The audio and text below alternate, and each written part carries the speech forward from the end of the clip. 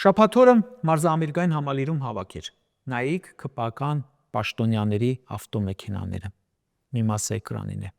Փողոցի փոշին վրան քայլելով եկել են իշխանության, ձեզ լիքը խոստումներ տալով։ Մի քանի տարի անց արդեն խնդրեմ, շքեղ կենցաղով են ապրում, մետրոյով էին երթևեկում։ Հիմա մի քանի տասնյակ ու $100,000 արժողությամբ մեքենաներով եւ պարտադիր դուր բացողով տպարտադիր են։ Ընկել են հեքիաթի մեջ ու դու քո միջոցներով քո հաշվին ժողովուրդ ջան, դդումը դարձրել ես կարգ։ Կարճ ասած, Նիկոլն ասում է, լիքը բան եմ խոստացել, բայց լուծումը չգիտեմ։ Լուծումը մեկն է՝ հեռանալ։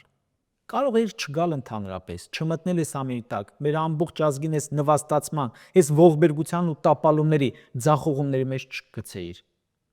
Ու զավեշտ է, որ այդ ձախողակը որոշում է, որ ինքը պետք է լինի հաջորդ խորհրդարանում,